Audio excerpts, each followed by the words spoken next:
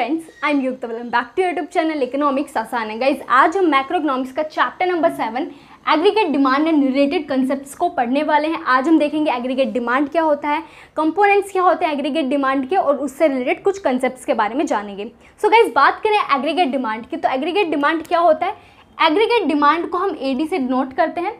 Aggregate demand की बात करें तो एग्रीगेट डिमांड क्या होता है, the total value of final goods and services which all the sectors of an economy are planning to buy at a given level of income during a period of one accounting year, that is aggregate demand। तो aggregate demand को मैं बोल सकती हूँ कि total value होती है किसकी, फाइनल गुड्स एंड सर्विसेज की, जिसको जितने भी सेक्टर्स है इकोनॉमी में वो प्लान कर रहे हैं बाय करने के लिए अपनी गिवन लेवल ऑफ इनकम पर during an one accounting year, that is aggregate demand. So guys, बात करें एग्रीगेट डिमांड की तो हम टोटल वैल्यू लेके चलते हैं किसकी, फाइनल गुड्स एंड सर्विसेज की। तो फाइनल गुड्स एंड सर्विसेज क्या होते हैं, जिनको या तो हम कंजम्पशन के लिए यूज़ करते हैं या फिर इन्वेस्टमेंट के लिए यूज़ करते हैं। ठीक है, अगर हम बात करें all the sectors of an economy, economy में कितने सेक्टर्स होते हैं, 4 सेक्टर्स होते हैं। कौन कौन से होते हैं, house hold, firm, government and rest of the world, जिसको हम फॉरेन सेक्टर भी बोलते हैं। ठीक है, तो वो क्या कर रहे हैं, प्लानिंग कर रहे हैं बाय करने के लिए। ठीक है, तो ये एग्रीगेट डिमांड जो वो हमारी कैसी होती है, प्लान्ड एग्रीगेट डिमांड होती है। हम प्लानिंग करते हैं सारे sectors of an economy bye करने के लिए। ठीक है, एक्चुअल में जो होगा वो तो बाद की बात है, अभी वो क्या कर रहे हैं, प्लानिंग कर रहे हैं बाय करने के लिए। ठीक है, at given level of income during an one accounting year. Accounting year क्या होता है हमारा, 1 अप्रैल टू 31 मार्च। तो एग्रीगेट डिमांड क्या है, टोटल वैल्यू है किसकी, फाइनल गुड्स एंड सर्विसेज की, जिसको चारों जो सेक्टर है इकोनॉमी के वो प्लानिंग कर रहे हैं बाय करने के लिए अपनी गिवन लेवल ऑफ इनकम पर during an one accounting period, that is aggregate demand. अब यहाँ से एक कंसेप्ट को समझो कि हम यहाँ पे क्या लेके चल रहे हैं, फाइनल गुड्स की टोटल वैल्यू लेके चल रहे हैं। तो फॉर एग्जांपल के लिए कि जो चारों सेक्टर है इकोनॉमी के, उन्होंने प्लानिंग करा फाइनल गुड्स एंड सर्विसेज को खरीदने के लिए, जिनकी जो वैल्यू थी ना वो 50 करोड़ थी। तो ऑब्वियस सी बात है, जब फाइनल गुड्स एंड सर्विसेज की वैल्यू 50 करोड़ है तो जब हम उसको परचेज करेंगे तो वो एक्सपेंडिचर होगा हमारा। तो एक्सपेंडिचर कितना होगा, वो भी 50 करोड़ का होगा। तो मैं कह सकती हूँ ना कि एग्रीगेट डिमांड क्या है, इक्वल है किसके, एग्रीगेट एक्सपेंडिचर के।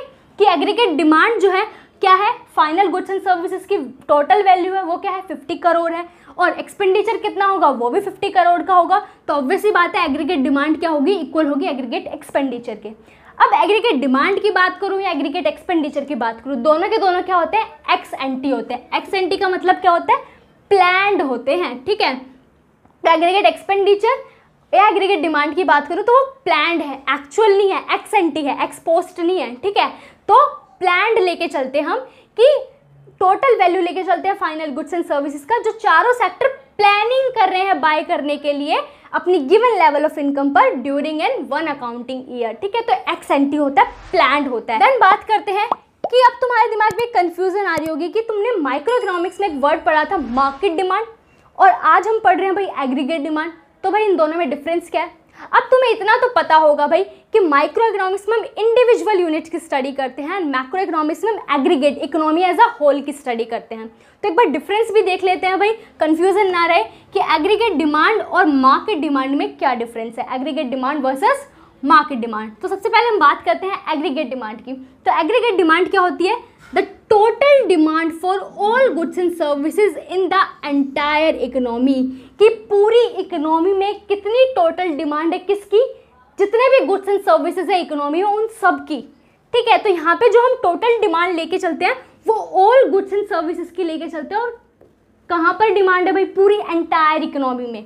ठीक है, तो ये क्या हो गया हमारा एग्रीगेट डिमांड। तो बेसिकली हम इकोनॉमी की ही बात करते हैं, इकोनॉमी एज अ होल की ही बात करते हैं मैक्रो इकोनॉमिक्स में। ठीक है, एग्रीगेट की बात करते हैं, टोटल डिमांड की बात कर रहे हैं हम किसकी, ऑल गुड्स एंड सर्विसेज के जितने भी हैं इकोनॉमी में। देन बात करें मार्केट डिमांड की, तो मार्केट डिमांड क्या है, एक माइक्रो कंसेप्ट है। तो ऑब्वियस सी बात है इंडिविजुअल की बात करेंगे हम यहाँ पे, तो हम क्या लेके चलते हैं मार्केट डिमांड में, the total demand for one commodity in the market, कि एक कमोडिटी की कितनी टोटल डिमांड है एक पर्टिकुलर मार्केट में, दैट इज मार्केट डिमांड। तो डिफरेंस समझ में आया कि एग्रीगेट डिमांड में टोटल डिमांड होगी सारे गुड्स एंड सर्विसेज की जितनी भी है, किसमें, पूरी एंटायर इकोनॉमी में। बट मार्केट डिमांड की बात करें तो टोटल डिमांड है सिर्फ और सिर्फ एक कमोडिटी की वो भी एक पर्टिकुलर मार्केट में, डेट इज मार्केट डिमांड। ठीक है, तो एग्रीगेट डिमांड हमारा मैक्रो कंसेप्ट होता है क्योंकि पूरी एंटायर इकोनॉमी में जितने गुड्स एंड सर्विसेज हैं उसकी टोटल डिमांड की बात करते हैं। और मार्केट डिमांड जो वो हमारा माइक्रो कंसेप्ट है क्योंकि हम टोटल डिमांड देखते हैं एक मार्केट में एक पर्टिकुलर कमोडिटी की। क्लियर हो गया होगा? तो गाइस हमने देखा एग्रीगेट डिमांड क्या होता है, एग्रीगेट डिमांड इक्वल होता है एग्रीगेट एक्सपेंडिचर के, और डिफरेंस देखा हमने aggregate demand and market demand के बीच में। सो गाइस अब कंपोनेंट्स की बात करते हैं, कंपोनेंट्स ऑफ एग्रीगेट डिमांड। अब कंपोनेंट्स की बात करें तो ऑब्वियसली बात है एग्रीगेट डिमांड कौन करेगा, जितने भी सेक्टर्स है बेसिकली इकोनॉमी में, कितने सेक्टर हैं, 4 सेक्टर हैं। कौन कौन से हैं? House hold, firm, government and rest of the world. तो बेसिकली यही क्या करेंगे भाई, डिमांड करेंगे, एग्रीगेट एक्सपेंडिचर करेंगे। तो यही क्या होते हैं बेसिकली 4 कंपोनेंट्स होते हैं किसके, एग्रीगेट डिमांड के। तो फर्स्ट कंपोनेंट मतलब हाउस होल्ड सेक्टर की हम बात करते हैं।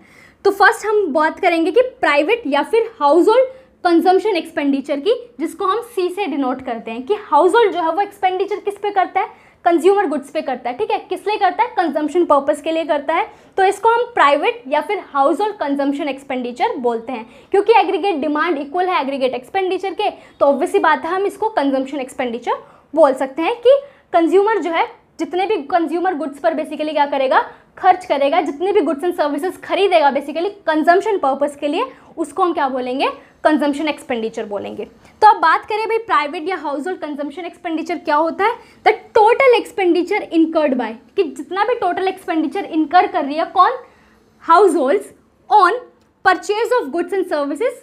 ठीक है, ड्यूरिंग एन अकाउंटिंग ईयर। कि अगर हम बात करें एग्रीगेट डिमांड या एग्रीगेट एक्सपेंडिचर की, तो हम एक अकाउंटिंग ईयर की बात करें, एक 1 ईयर की बात कर रहे हैं। ठीक है, तो अगर हम बात करें हाउस होल्ड या प्राइवेट कंजम्पशन एक्सपेंडिचर की, तो वो क्या है, टोटल एक्सपेंडिचर है जो भी हाउस होल्ड इनकर कर रहा है किस पर, गुड्स एंड सर्विसेज को बाय करने के लिए एक गिवन पीरियड ऑफ टाइम में, एक अकाउंटिंग ईयर में बेसिकली। ठीक है, तो वो क्या होगा, हमारा हाउस होल्ड कंजम्पशन एक्सपेंडिचर होगा। क्यों कर रहा है कंज्यूमर, क्यों एक्सपेंडिचर कर रहा है कंज्यूमर, क्यों गुड्स एंड सर्विसेज को खरीद रहा है, क्यों खरीद रहा है, कंजम्पशन पर्पस के लिए खरीद रहा है, इसलिए हम इसको कंजम्पशन एक्सपेंडिचर बोलते हैं। अब अगर हम बात करें डिस्पोजेबल इनकम की, क्योंकि जितना मैं कंजम्पशन एक्सपेंडिचर करूंगी वो डिपेंड करेगा ना मेरी इनकम कितनी है। अगर इनकम ज़्यादा होगी तो ज़्यादा एक्सपेंडिचर करूंगी, कम होगी तो कम एक्सपेंडिचर करूंगी। तो डिस्पोजेबल इनकम क्या होती है guys, disposable income the income from all sources, कि जितनी भी बेसिकली इनकम आई है मेरे पास सारे सोर्सेज से। फॉर एग्जांपल मैं जॉब करती थी तो मेरे पास वहाँ से सैलरी आई। ठीक है, मैंने एक बिल्डिंग जो है रेंट पे दे रखी थी तो वहाँ से मेरे पास रेंट आया, और भी सोर्सेज। ठीक है, तो जितने भी सोर्सेज थे मेरे इनकम के, वहाँ से इनकम आई, और जब मैं उन इनकम में से टैक्स को पे कर दूंगी तो फिर जो इनकम बचेगी उस इनकम को या तो मैं कंज्यूम करूंगी, मतलब गुड्स एंड सर्विसेज को खरीदूंगी, कंजम्पशन करूंगी, या फिर मैं सेव करूंगी। तो डिस्पोजेबल इनकम वो इनकम होती है या तो हम उसको कंज्यूम करते हैं, कंजम्पशन करते हैं, या फिर सेव करते हैं। तो डिस्पोजेबल इनकम क्या है, the income from all sources which is available to households for spending on consumption and saving. या तो हम कंजम्पशन पर स्पेंड कर देंगे या फिर सेविंग करेंगे। तो डिस्पोजेबल इनकम क्या है कि जितनी भी इनकम आई है मेरे पास, जब मैं उसमें से टैक्स पे कर दूंगी तो इनकम आफ्टर डिडक्टिंग टैक्स हम बोल सकते हैं डिस्पोजेबल इनकम होती है। अब उस इनकम को या तो हम कंजम्पशन के लिए यूज़ करेंगे या फिर सेविंग के लिए यूज़ करेंगे। अब डिस्पोजेबल इनकम और कंजम्पशन एक्सपेंडिचर डायरेक्टली वेरी करते हैं, क्योंकि जितनी ज़्यादा इनकम होगी ऑब्वियसली बात है मैं एक्सपेंडिचर भी ज़्यादा करूंगी। अगर मेरी इनकम कम होगी तो इनकम कम है तो ऑब्वियसली बात है मैं एक्सपेंडिचर भी कम करूंगी। तो अगर मेरी डिस्पोजेबल इनकम क्या है, ज़्यादा है, तो एक्सपेंडिचर क्या होगा, कंजम्पशन एक्सपेंडिचर भी ज़्यादा होगा। देन बात करें डिस्पोजेबल इनकम कम है तो कंजम्पशन एक्सपेंडिचर भी कम होगा। तो दोनों में कैसा रिलेशन होता है, बेसिकली पॉजिटिव रिलेशन होता है, डायरेक्ट रिलेशन होता है, डायरेक्टली वेरी करते हैं बेसिकली।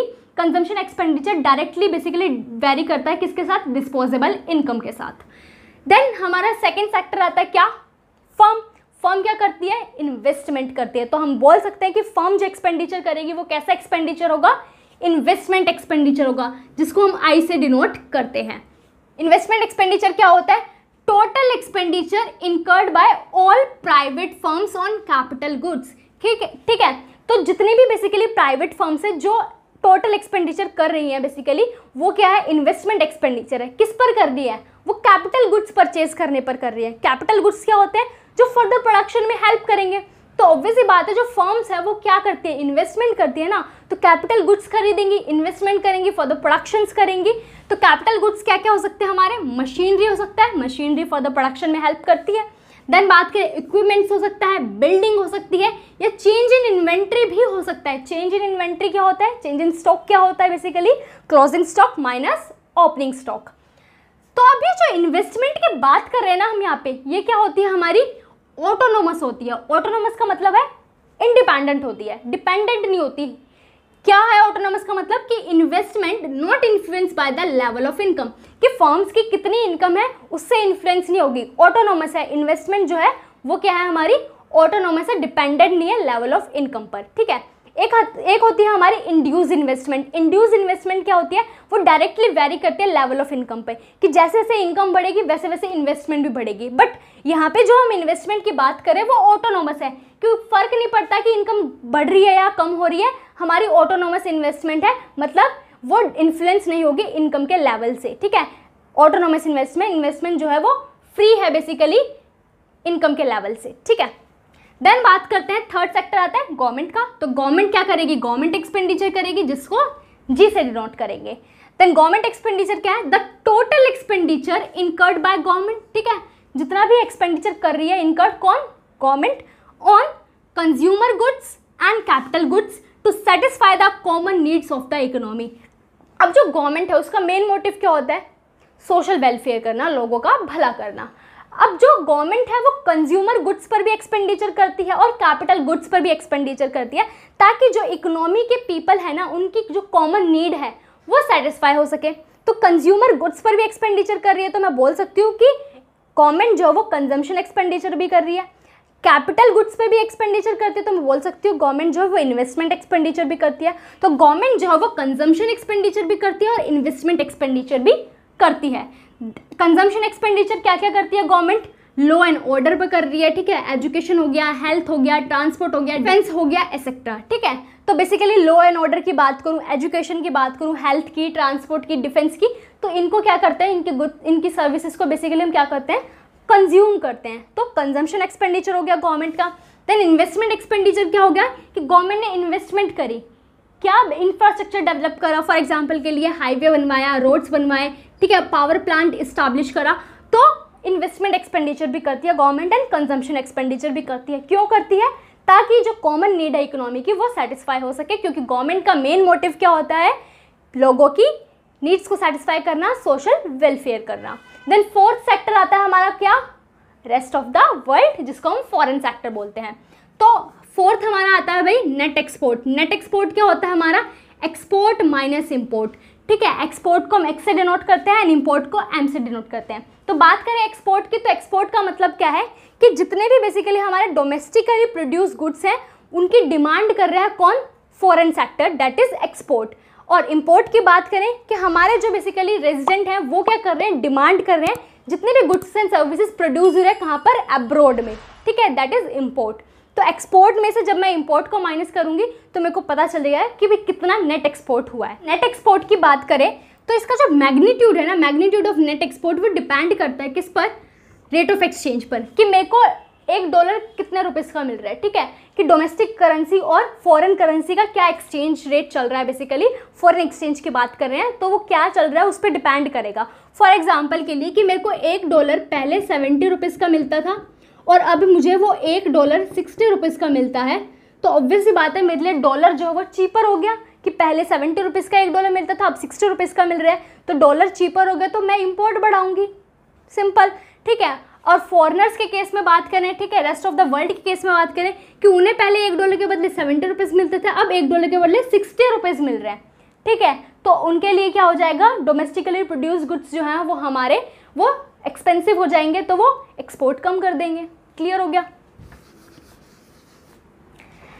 देन बात करते हैं रिलेटिव प्राइस ऑफ गुड्स, कि गुड्स के रिलेटिव प्राइस पर भी डिपेंड करता है। फॉर एग्जांपल के लिए एक कार जो है वो मुझे अपनी डोमेस्टिक टेरिटरी के अंदर जो है 20 लाख की मिलती है, और अगर मैं यूएसए से उसको इंपोर्ट कराती हूँ तो 18 लाख की मिलती है, तो ऑब्वियसली बात है मैं इंपोर्ट कराऊंगी, ठीक है। तो रिलेटिव प्राइस पे भी डिपेंड करता है, जहाँ चीपर होगा बेसिकली उस पर डिपेंड करेगा, कि रिलेटिव प्राइस पे बेसिकली डिपेंड करेगा कि मैं एक्सपोर्ट करूँगी या इंपोर्ट करूँगी। देन बात करता है एक्सचेंज ड्यूटी। एक्सचेंज ड्यूटी पर भी डिपेंड करता है, भाई कितना टैरिफ लग रहा है, कितना टैक्स लग रहा है एक्सपोर्ट एंड इंपोर्ट पर, उस पर भी डिपेंड करता है। देन बात करें ट्रेड पॉलिसी, ट्रेड पॉलिसी कैसी है, गवर्नमेंट ने क्या रूल्स एंड रेगुलेशंस लगा रखे हैं, उस पर भी डिपेंड करेगा कि कितना एक्सपोर्ट होगा एंड कितना इंपोर्ट होगा। तो ये क्या थे भाई कुछ फैक्टर्स है जिस पे हमारा जो है नेट एक्सपोर्ट का मैग्नीट्यूड डिपेंड करता है। अब मैं कह सकती हूँ ना कि जो एग्रीगेट डिमांड है वो क्या है, सी है मतलब हाउस होल्ड कंजम्पशन एक्सपेंडिचर है, प्लस आई है इन्वेस्टमेंट एक्सपेंडिचर है, प्लस जी है गवर्नमेंट एक्सपेंडिचर है, and plus X minus M है मतलब नेट एक्सपोर्ट है। ठीक है, तो बेसिकली 12th क्लास में जो है एग्रीगेट डिमांड जो हम पढ़ेंगे ना आगे, वो सिर्फ और सिर्फ 2 सेक्टर का पढ़ेंगे, मतलब हाउस होल्ड एंड फर्म। तो एग्रीगेट डिमांड जो हम देखेंगे वो सिर्फ और सिर्फ क्या देखेंगे, सी प्लस आई देखेंगे, गवर्नमेंट एंड फॉरेन सेक्टर को नहीं देखेंगे। ठीक है, तो हम मान कर चलेंगे, अजम्पशन करके चलेंगे, एज्यूम करके चलेंगे कि इकोनॉमी में क्या है, सिर्फ और सिर्फ 2 सेक्टर हैं। तो इसको हम नेक्स्ट क्लास में पढ़ेंगे एग्रीगेट डिमांड, जिसमें हम सिर्फ 2 सेक्टर की एग्रीगेट डिमांड देखेंगे, consumption plus investment. So guys एक बार रिवाइज कर लेते हैं आज हमने क्या क्या पढ़ा। तो एग्रीगेट डिमांड की बात करें तो वो क्या है, total value of final goods and services की, जो जितने भी सेक्टर्स है इकोनॉमी के, कितने सेक्टर हो सकते हैं, 4 सेक्टर होते हैं, house hold, firm, government and rest of the world, जो प्लान कर रहे हैं बाय करने के लिए अपनी गिवन लेवल ऑफ इनकम पर ड्यूरिंग एंड 1 अकाउंटिंग ईयर। अब प्लान्ड होता है या एक्स एंटी होता है, ठीक है, एक्चुअल नहीं होता है, प्लान्ड एक्सपेंडिचर होता है हमारा। तो एग्रीगेट डिमांड जो है वो एग्रीगेट एक्सपेंडिचर के इक्वल होती है। ठीक है, planned aggregate demand and planned aggregate expenditure होता है हमारा। Aggregate demand and market demand में डिफरेंस देखा कि एग्रीगेट डिमांड में जितने भी बेसिकली गुड्स एंड सर्विसेज है इकोनॉमी, उन सबकी डिमांड की बात करते हैं, और मार्केट डिमांड में पर्टिकुलर एक कमोडिटी की मार्केट में कितनी डिमांड है उसकी बात करते हैं। कंपोनेंट्स देखिए, फर्स्ट हमने हाउस होल्ड कंजम्पशन एक्सपेंडिचर पढ़ा कि भाई जो हाउस होल्ड है वो कितना एक्सपेंडिचर कर रहा है गुड्स एंड सर्विसेज को परचेज करने में, तो वो डायरेक्टली वेरी करता है कंज्यूमर की डिस्पोजेबल इनकम के साथ, कि अगर इनकम ज़्यादा होगी तो कंजम्पशन एक्सपेंडिचर ज़्यादा होगा, इनकम कम होगी तो कंजम्पशन एक्सपेंडिचर भी कम होगा। इन्वेस्टमेंट एक्सपेंडिचर कौन करता है भाई, फर्म करती है। अब किस पर करती है, कैपिटल गुड्स पर करती है, मशीनरी हो गया, इक्विपमेंट्स हो गया। ठीक है, बट जो इन्वेस्टमेंट है वो इंड्यूस इन्वेस्टमेंट नहीं लेके चलते। इंड्यूस इन्वेस्टमेंट क्या होती है, जो लेवल ऑफ इनकम के साथ बढ़ती है। हम यहाँ पे ऑटोनोमस इन्वेस्टमेंट लेके चलते हैं जो इंडिपेंडेंट होती है लेवल ऑफ इनकम से। देन बात करें गवर्नमेंट एक्सपेंडिचर, गवर्नमेंट जो है इकोनॉमी का वेलफेयर चाहती है, तो गवर्नमेंट कंज्यूमर गुड्स पे भी एक्सपेंडिचर करती है, कैपिटल गुड्स पे भी एक्सपेंडिचर करती है। तो गवर्नमेंट जो है basically consumption and investment expenditure करती है। देन बात करें रेस्ट ऑफ द वर्ल्ड, तो रेस्ट ऑफ द वर्ल्ड के साथ हमारी जो ट्रांजेक्शन्स होती है कैसी होती है, अभी एक्सपोर्ट होता है या फिर इंपोर्ट होता है। तो एक्सपोर्ट माइनस इंपोर्ट क्या होता है, नेट एक्सपोर्ट होता है। वो डिसाइड होता है बेसिकली, वो डिपेंड करता है नेट एक्सपोर्ट किस पर, रेट ऑफ एक्सचेंज पर, रिलेटिव प्राइस ऑफ गुड्स पर, एक्सचेंज ड्यूटी पर एंड ट्रेड पॉलिसी पर। तो एग्रीगेट डिमांड हम बोल सकते हैं C plus I plus G plus X minus M, export minus import. तो हम जो पढ़ेंगे बेसिकली एग्रीगेट डिमांड वो सिर्फ और सिर्फ 2 सेक्टर इकोनॉमी में पढ़ेंगे, मतलब house hold and firm, consumption expenditure and investment expenditure. So guys आज के लिए इतना ही, मिलते हैं नेक्स्ट क्लास में। Thank you.